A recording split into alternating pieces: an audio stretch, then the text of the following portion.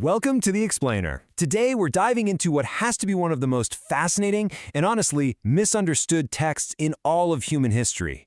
I mean, picture an ancient, mysterious grimoire for a second. You're probably visualizing this dusty, cobweb-covered book of magic spells, secret incantations, the dark arts, right? Well, what if I told you that very text, a massive 400-page medieval compilation of astrology and magic, actually holds the secret origins of our modern experimental scientific method? Yep. Today, we are unpacking the absolutely incredible journey of a book that literally challenged the establishment and shifted the entire course of human thought. Here's our roadmap for today. First, we'll look at the goal of the wise. Second, we're unlocking an authorship mystery. Third, we'll step inside the magic grimoire itself. Fourth, we'll explore its massive influence on the Renaissance. And finally, we'll see exactly how magic transitioned into the scientific method. Okay, let's dive into this. Section 1. The Goal of the Wise. A 400-page synthesis of magic. So, to understand how we actually get from casting magic spells to modern science, we first have to figure out what this book really is. It's a massive 400-page medieval compilation of Near Eastern astrology, alchemy, and magic, all put together back in the 9th and 10th centuries. It synthesizes over 200 older works from Arabic, Greek, and Persian traditions into one highly influential system. And this English translation, done by Hashem Atala, really grounds us in reality. This isn't some mythical prop from a fantasy movie, you know? It's an actual surviving 11th century Arabic text, originally compiled by an ancient sage who just wanted to unite all these diverse esoteric arts into a practical, working system. Now, you're going to hear this book referred to by two very different names, which I know can be a little confusing. Its original Arabic title is Ghayat al-Hakim, which translates beautifully to the goal of the wise or the aim of the sage. But when it was translated into Spanish and later into Latin in the 13th century, it was given this bizarre, kind of puzzling Latin title, Picatrix. And actually, fun fact, the title Picatrix is sometimes used to refer to the book's author too. Before we get into the heavy science stuff, I want to lean into that pop culture magic spell book vibe for just a second. Because let me tell you, this text absolutely delivers on that front. The author prescribes all these super specific propitious times, places, and gestures for the suppliant. Just listen to this Hellenistic invocation from the text. O Master of sublime name and great power, Supreme Master, O Master Saturn, thou, the cold, the sterile, the mournful, the pernicious, I conjure thee. I mean, come on, that sounds exactly like a dark incantation, doesn't it? It's totally designed to hook your curiosity and command the literal powers of the cosmos. All right, moving on to Section 2, Unlocking the Authorship Mystery, the detective work. So when it comes to who actually sat down and penned this incredibly detailed magical manuscript, the accepted historical narrative, it simply doesn't add up. It turns into a true historical detective story. And the crucial point here is the timeline. The Arab historian Ibn Khaldun originally attributed this text to an astronomer named Maslama al-Majriti. But there's a catch. The author states in the introduction that he finished writing the book around 959 CE. Al-Majriti died between 1005 and 1008 CE. If he were the author, he would have been about 5 years old when he started writing this 400-page complex magical synthesis. Yeah, chronological impossibility right there. Because of this, modern scholars suggest an alternative Andalusian author, Maslama ben Qasim al-Qurtubi, who was actually a man known for his work with charms and talismans, and who died in 964 CE. Makes a lot more sense, right? Now, what's really interesting about this is the fascinating linguistic debate over where that weird Latin name Picatrix actually came from. We've got two competing historical theories. The first is that Picatrix is just a sloppy transliteration of Bucratus, which is the Arabic transcription for the ancient Greek physician Hippocrates. But the text separately cites Hippocrates as Eupocris, so that theory is kind of losing favor. The second, and honestly more fascinating argument, is that Picatrix is a clever translation of the actual author's name, Maslama. See, the Arabic root of Maslama means to sting, and the Latin word Picatrix is the feminine form of picator, which literally means to prick or sting. Mind-blowing, right? Let's crack it open. Section 3. Inside the Magic Grimoire, the Philosophy of Magic. With the historical mystery sorted out, it's time to actually open the book itself.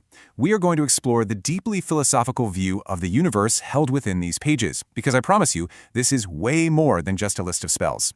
Just taking a look at the table of contents, the staggering variety of esoteric topics covered is just incredible.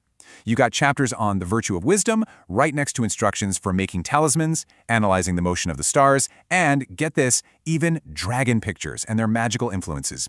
The author is taking these immense, complex systems of Near Eastern knowledge and organizing them so they can be used practically. And this brilliantly illustrates exactly how the author views this whole practice.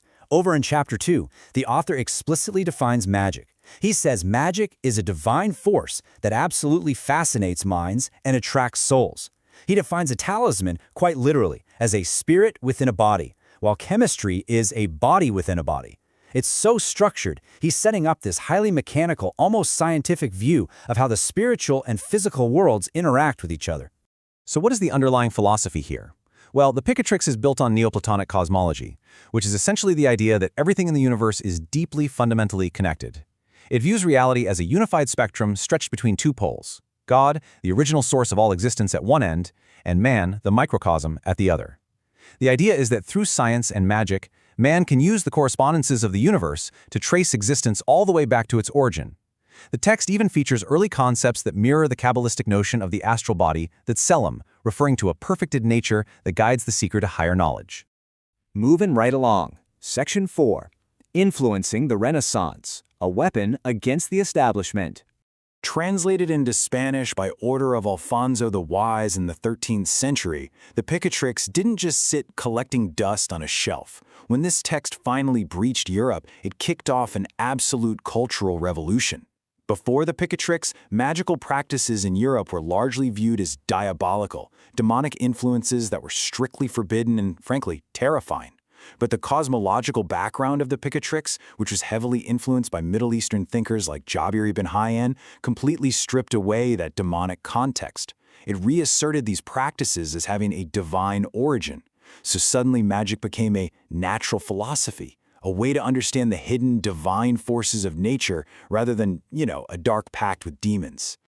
This radical new perspective passed right into the hands of super prominent European figures like Marsilio Ficino, Pico della Mirandola, and Cornelius Agrippa. Now, these Renaissance thinkers were not fans of the strict, rigid Aristotelian philosophy of their day. To them, it was just a hegemonic establishment. So what did they do? They used the natural magic of this Eastern grimoire as a rebellious tool. It offered them this bottom-up construction of science and society, directly challenging European norms right from the outside. And that brings us to Section 5, Magic to Scientific Method, the birth of the experiment. This is the climactic reveal of our explainer. How did medieval magic instructions actually lay the theoretical foundation for modern science? Well, it all comes down to a fundamental shift in how we prove what is true. Let's dive into this incredibly famous passage from the text about a scorpion sting. The author describes a man who witnessed a treatment for a scorpion sting using a potion of frankincense that had been imprinted with magical seals. But this guy was driven to know why it worked. He didn't just blindly accept it, he experimented. He tried different types of frankincense and ultimately found that the physical seal images themselves were the cause of the cure, regardless of the substance used. The author emphatically states that the effectiveness of cures has to be proven by personal experience. And there is a profound realization by scholar Martin Plessner here. When this original Arabic text was translated into Hebrew in the medieval period, the translator actually altered a passage to explicitly define exactly what that scorpion sting experiment represented. Just look at these steps. 1. Invent a hypothesis. 2. Arrange conditions to test it. 3. Justify or refute based on the outcome. Guys, this is word for word the theoretical basis for the modern experimental method. And it was established right here in the 13th century, literally hundreds of years before the scientific revolution of the 16th and 17th centuries. Absolutely wild. So the absolutely crucial point is this. For Renaissance rebels like Agrippa and Campanella, the ancient Eastern Magus was not some fictional wizard in a pointed hat casting random spooky spells. Not at all. The Magus was the new experimental naturalist. He was the godfather of empirical testing, a figure who used first-hand experience and reason to discover the hidden forces of nature, which eventually helped lay the very foundation for a heliocentric worldview.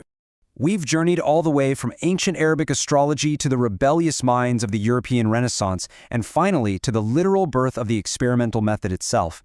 And honestly, it leaves us with a truly provocative question to ponder. If modern empiricism and the strict scientific method we rely on today were literally birthed by ancient magicians rigorously testing their magical talismans, where do we actually draw the line between magic and science? Perhaps the rigid boundaries we place between the ancient occult and our modern logical world are much, much blurrier than we ever imagined. Thank you so much for joining me on this explainer. Keep questioning the history you've been taught, and I'll see you next time.